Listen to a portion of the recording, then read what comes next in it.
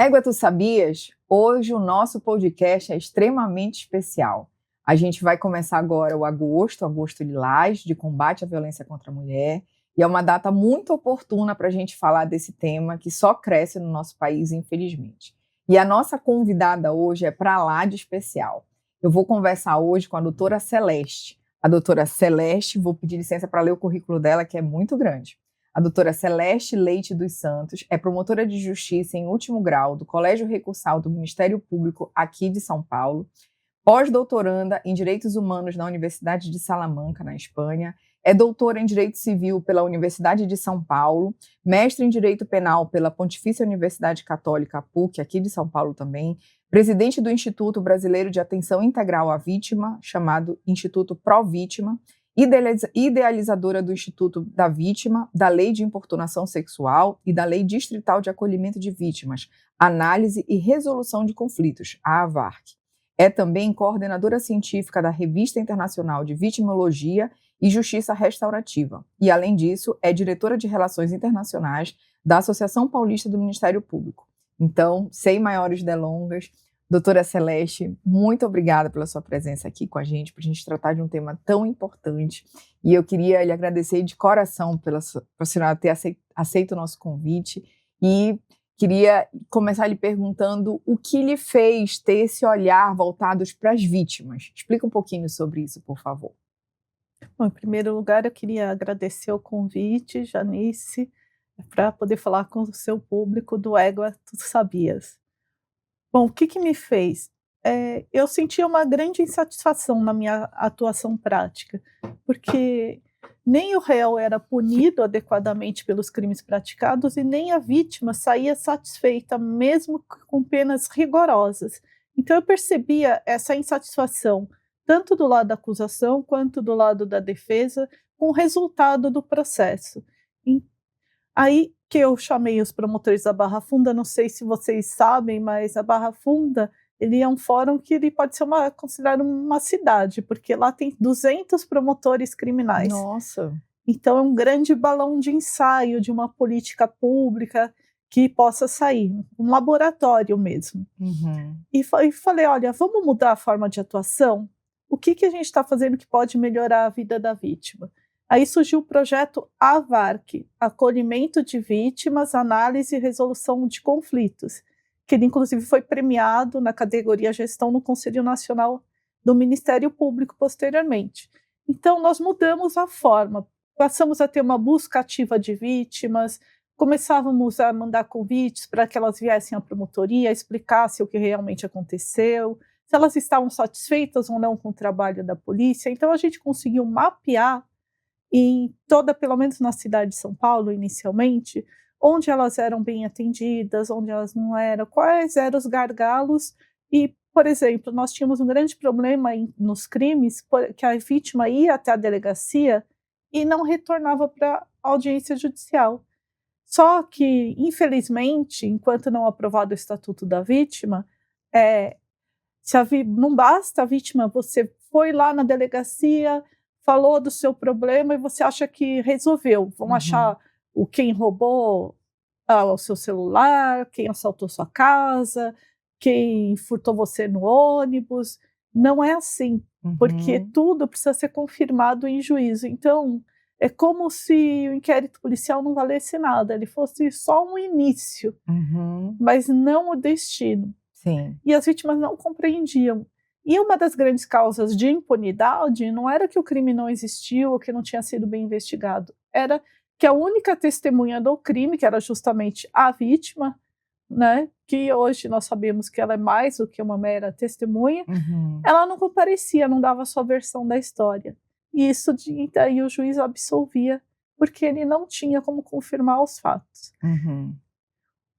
A gente também fez uma investigação se a vítima realmente queria ou não queria uma punição severa, e a gente se surpreendeu, porque na maior parte dos casos de crimes sem violência, a vítima, a resposta que ela queria não era uma resposta que ele fosse preso, como a gente imagina. Ele queria saber por que foi escolhida ela para ser assaltada, ou para ser importunada, e queria contar a versão dela. E aí nós demos início às práticas restaurativas pelo projeto AVARC, já fazendo então essa triagem prévia das vítimas que tinham esse perfil e essa necessidade. Então elas tinham outros interesses e necessidades que não só uma resposta do Estado no sentido punitivo. E iniciamos as conferências vítima-ofensor. Foi interessante um caso que tinha sido uma receptação de veículo. O que é receptação? É quando você compra um bem e esse bem você não tem nota fiscal, aquela informalidade. Mas você, no fundo, sabe que aquilo é ilegal, foi fruto de um crime. Então você pratica com a sua conduta um crime também, que é o crime de receptação. E essa vítima chegou para eles e falou assim, não, eu entrei na LX, comprou, ele sempre vem com essa conversa. E aí ela conta, assim, olha, eu sou vendedora, eu trabalho indo de porta em porta, levando, e eu preciso do meu carro para trabalhar. E mais, meu pai, ele precisa fazer hemodiálise e eu não pude levar ele no hospital por conta dessa sua conduta. Eu percebi que o rosto daquele que tinha praticado o crime mudou totalmente. Então, isso foi algo realmente, como que a gente pode dizer, transformador. Então, esse e outros casos do projeto AVARC, nós não que aplicamos justiça restaurativa, a gente teve 100% de êxito, não teve nenhuma reincidência. Então, tanto a vítima saiu satisfeita porque ela teve o seu dano reparado, não só financeiramente, mas também o dano emocional. Ela pôde transformar e ressignificar aquela experiência traumática. Perfeito.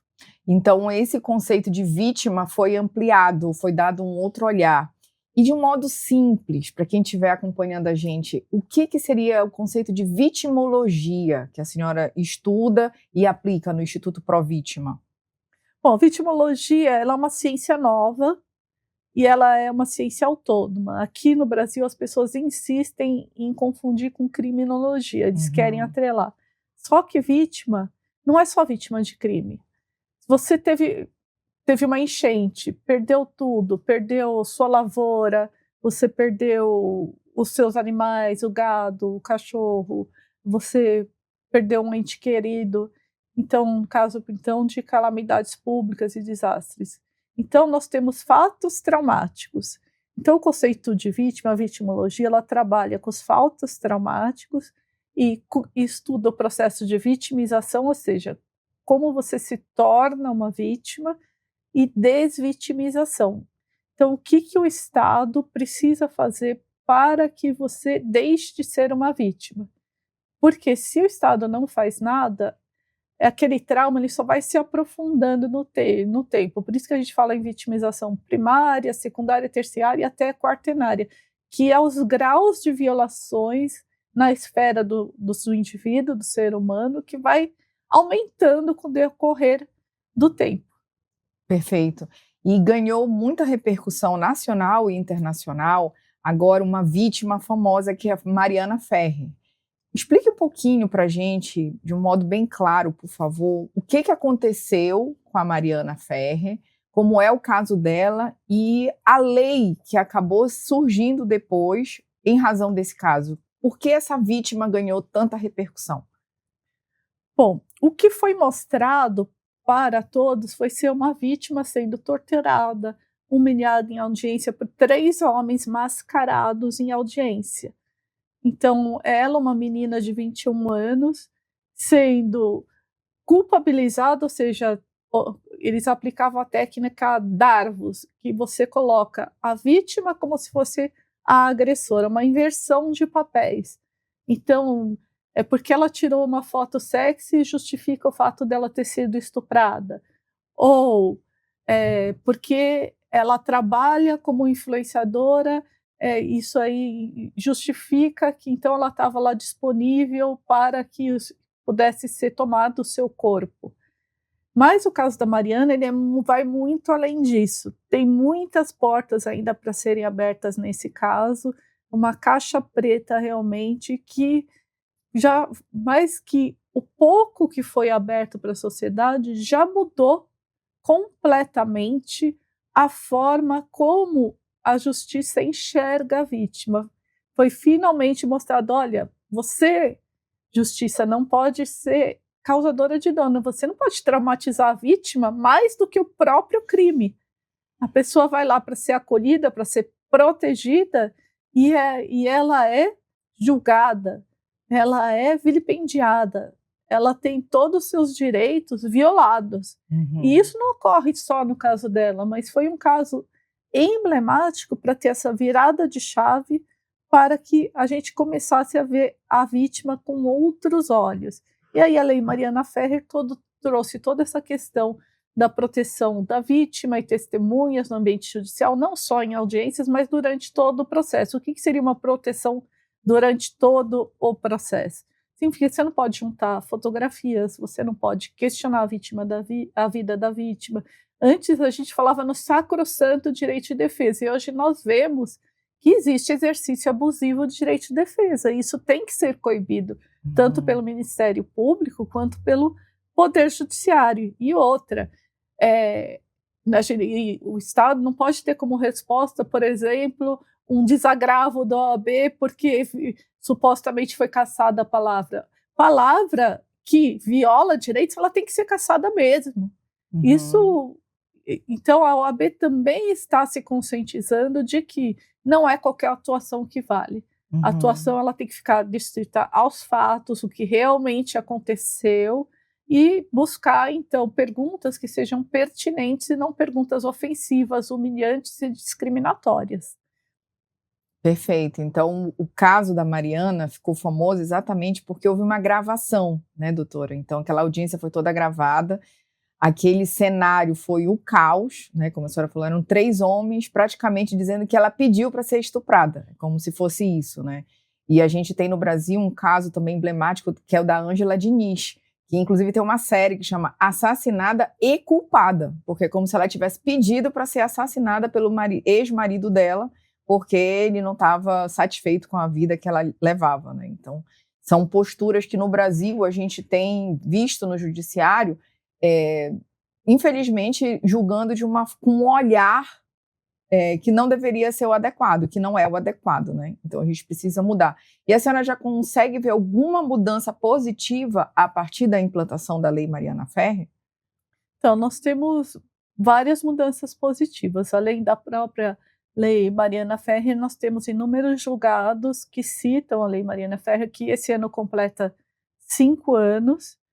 E nós estamos tentando, por meio do Fórum Internacional de Direito das Vítimas, que é o Intervide, que é presidido pela própria Mariana Ferrer, e ele é realizado pelo Instituto Pró Vítima. Perfeito. E anualmente, em novembro, a etapa nacional, e em dezembro, a etapa internacional. E nós elaboramos cartas de prerrogativas para as vítimas, porque se toda profissão tem prerrogativa, a OAB tem prerrogativa, o promotor tem prerrogativa, o juiz tem prerrogativa, a vítima também tem que ter as suas prerrogativas. Então, essa palavra não foi escolhida ao acaso, foi algo para reforçar prerrogativa como algo que não pode ser violado, algo que tem que ser respeitado.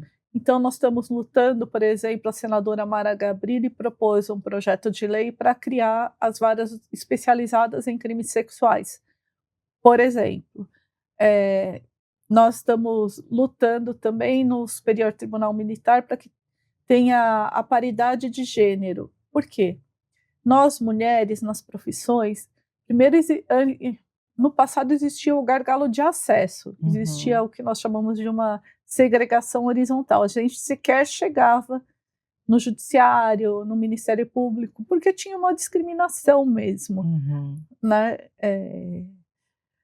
Eu, por exemplo, eu prestei o concurso da magistratura e me perguntaram na prova oral que eu era divorciada, tinha filho, como é que eu ia fazer para ir para o interior.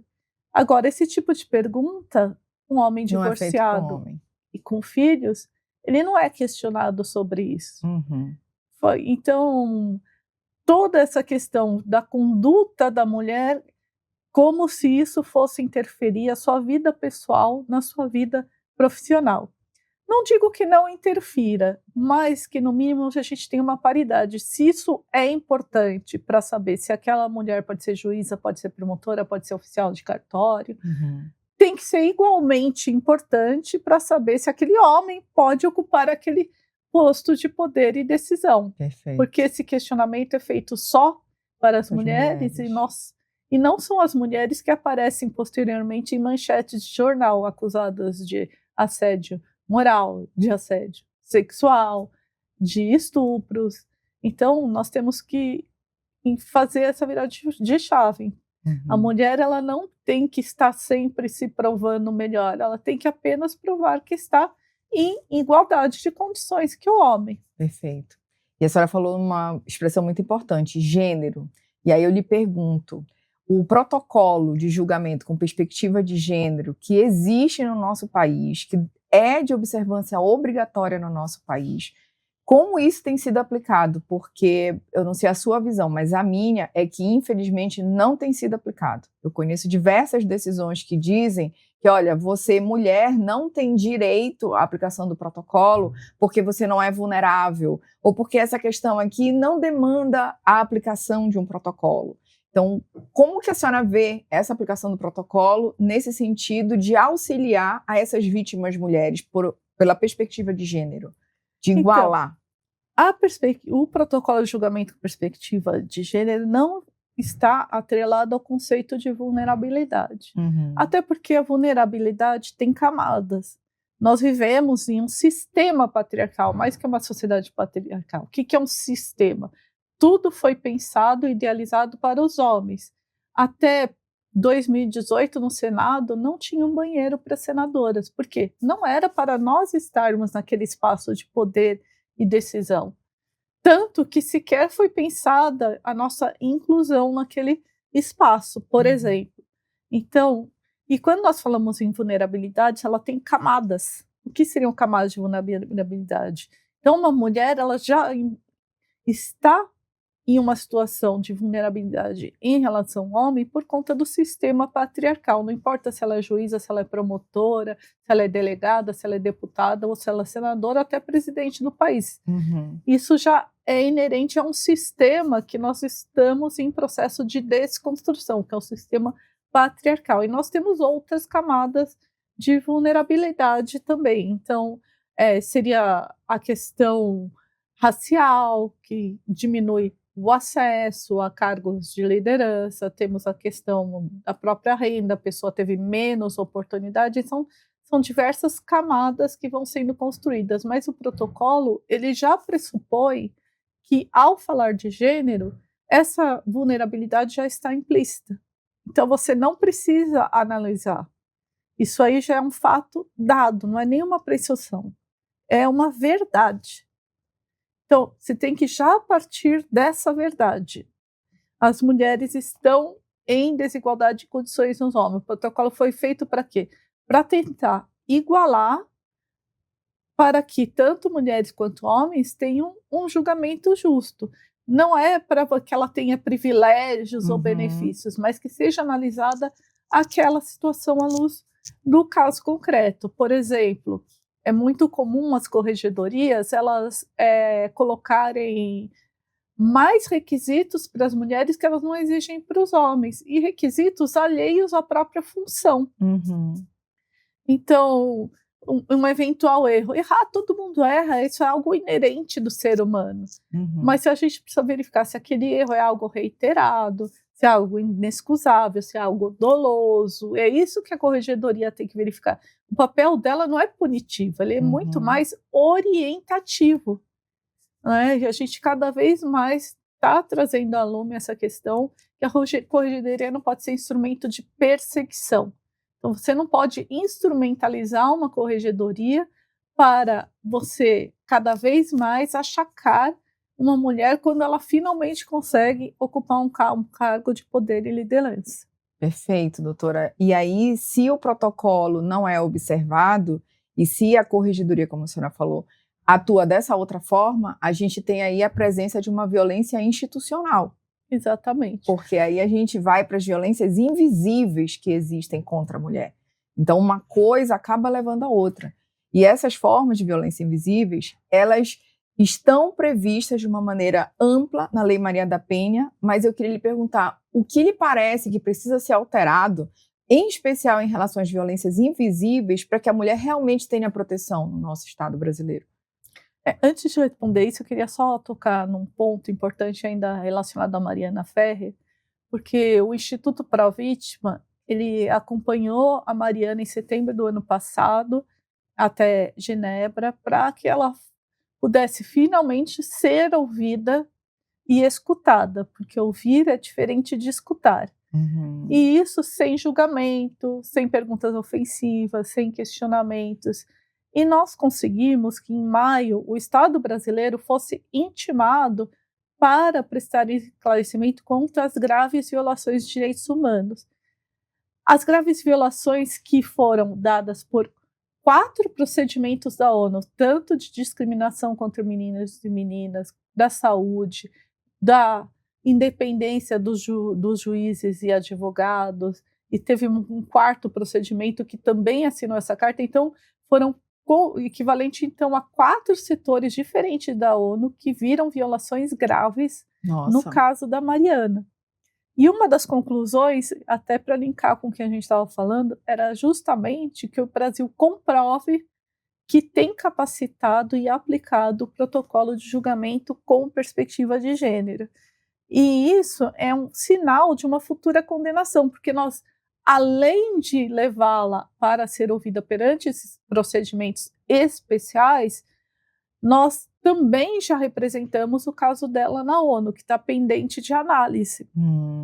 E estamos hoje entrando com sexta-feira, para contextualizar, dia 31 de agosto, entrando 31 de julho hoje. Julho, desculpa, com um pedido de federalização do caso dela. Ótimo.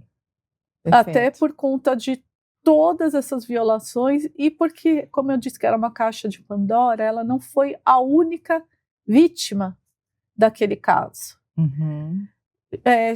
Foi comprovado que aquele estabelecimento tinha inúmeros outros crimes contra mulheres que não foram sequer investigados. E tudo isso, tem 2 desses casos que resultaram em feminicídios. Que sequer foi feito inquérito policial. E a família das vítimas estão sem resposta até hoje. Então, nós temos na ONU o caso da Mariana Ferrer e dessas outras 2 vítimas que também foram analisadas durante o Intervit. Ela também, a carta ainda exige que se tenha capacitação de juízes, promotores, delegados em matéria de vitimologia e perspectiva de gênero, e traz uma série de outros questionamentos mais específicos do caso dela. Agora, com relação a Maria da Penha, que esse mês completa 20 anos, a Lei Maria da Penha, nós temos sim mudanças que são necessárias e urgentes. A primeira delas é que seja excluída a questão da ação penal privada nos crimes de injúria, calúnia e difamação. Por quê?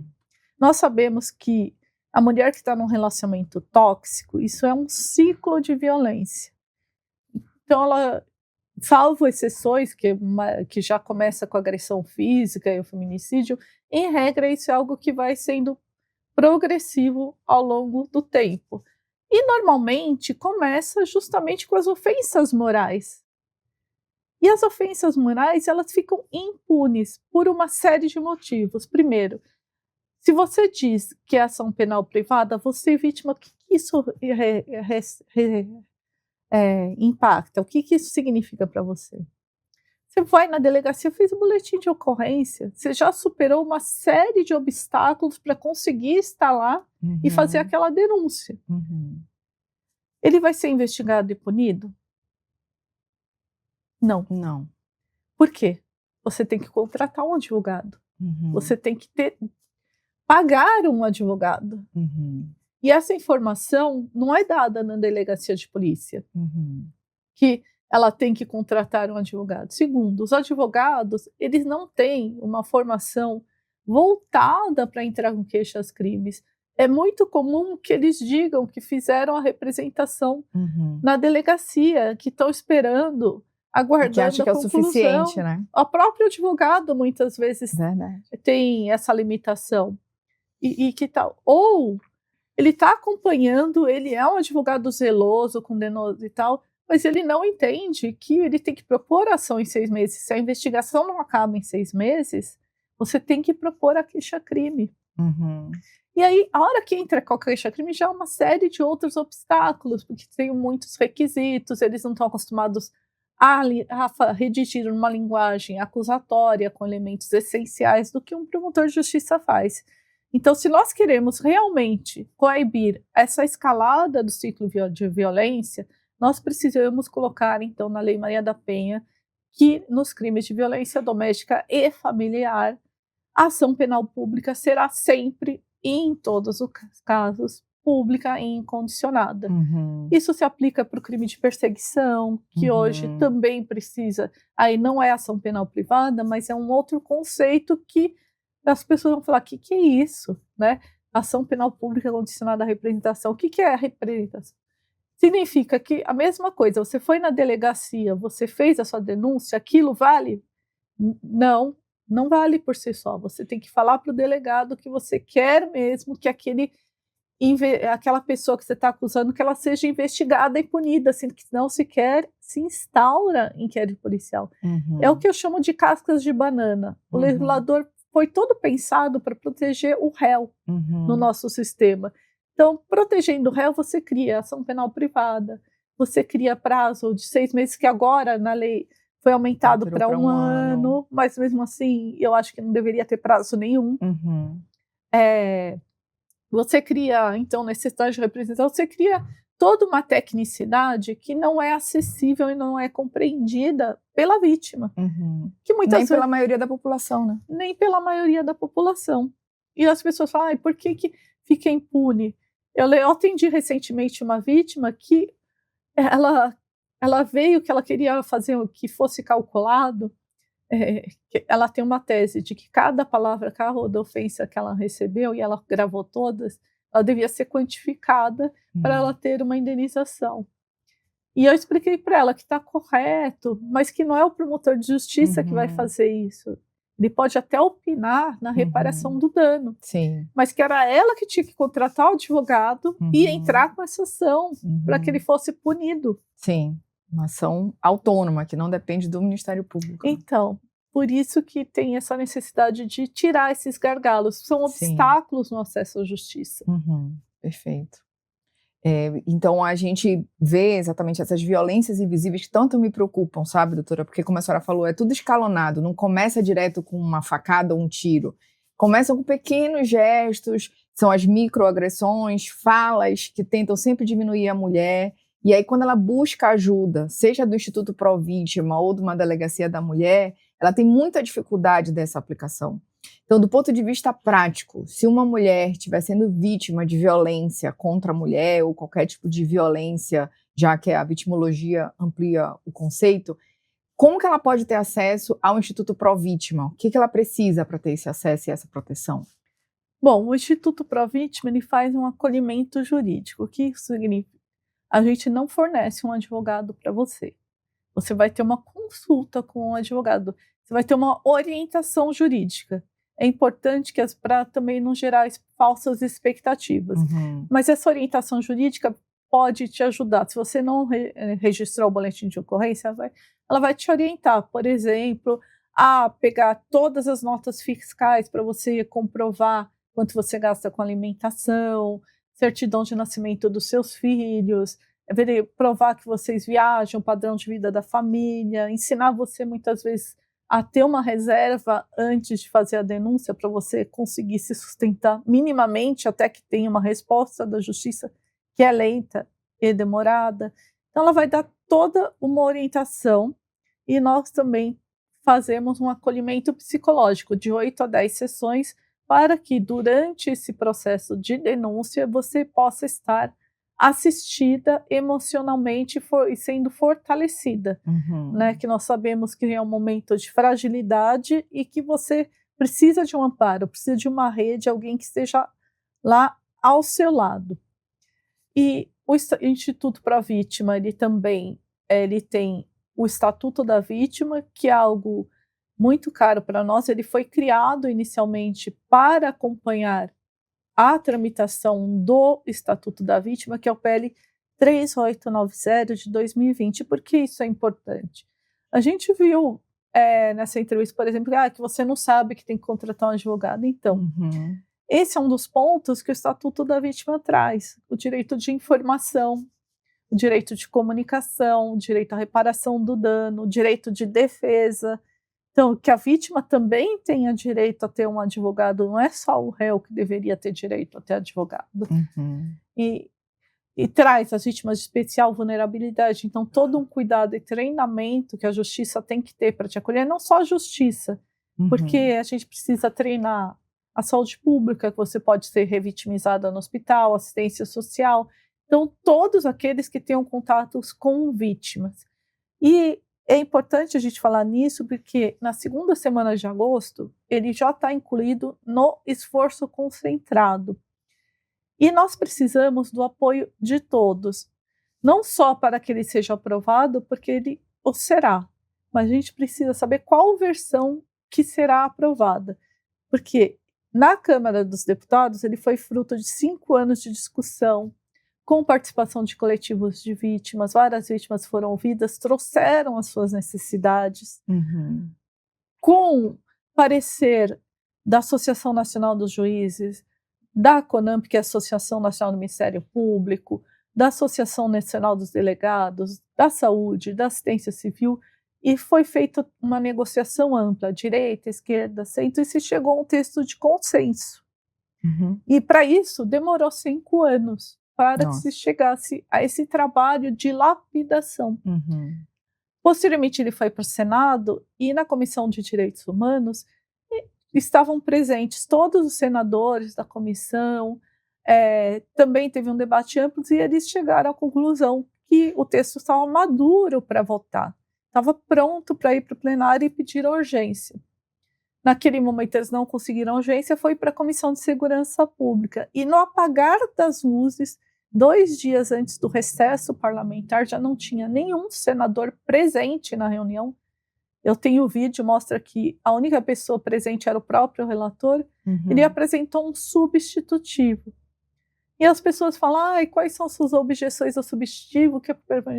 A minha objeção é ao próprio substitutivo. Porque isso implica que nós não teremos esse ano um Estatuto da Vítima. O que significa? Que ele vai voltar para a Câmara dos Deputados, e sabe-se lá quantos anos mais vão ficar discutindo, quando ele já pode ir direto para a sanção presidencial. Então, o meu apelo é que vocês que conheçam os senadores do Pará, da região do Nordeste, assim, que falem com as suas lideranças para que seja colocado com prioridade a votação da versão original do Estatuto da Vítima. Primeiro, porque ela é mais protetiva. Por um dos exemplos do que foi tirado, eles não consideram dano sexual. Define vítima, coloca violência física, patrimonial, mental, e simplesmente retiraram do texto o dano sexual. E eu ainda... Então, quem é vítima de dano sexual não é vítima? Eles falaram que dano sexual não é um dano autônomo. Como não? E, assim, é claro que isso é algo que foi feito e pensado por homens. Óbvio. E é o que mostra a violência invisível que você está falando, que não consegue sequer enxergar um dano sexual como um dano. Sim. Você pode ter perda de função reprodutiva, isso não é dano sexual, por exemplo? Deus o livre.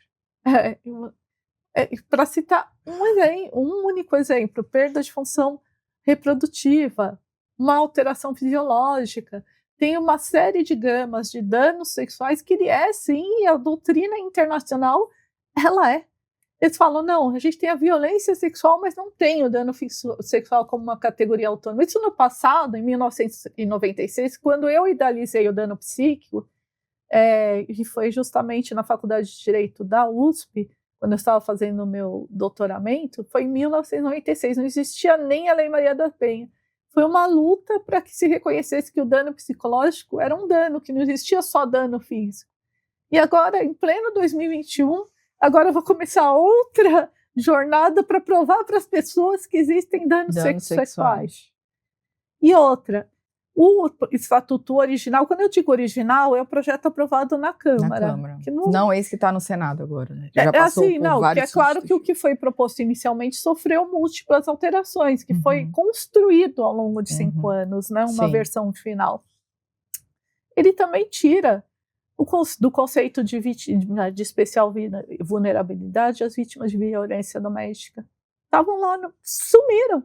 As vítimas de violência sexual, crianças, adolescentes, idosos. Coloca um conceito genérico de especial vulnerabilidade, que na prática é tão genérico que não vai ser aplicado. Até porque o direito penal, ele tem tipos penais fechados e ele não admite alargar esses conceitos, né, doutora? Para quem não conhece, está ouvindo a gente, então isso é um prejuízo enorme, porque isso faz com que não se aplique esse tipo de estatuto às mulheres vítimas de violência sexual ou às mulheres vítimas de violência doméstica como um todo, né, doutora?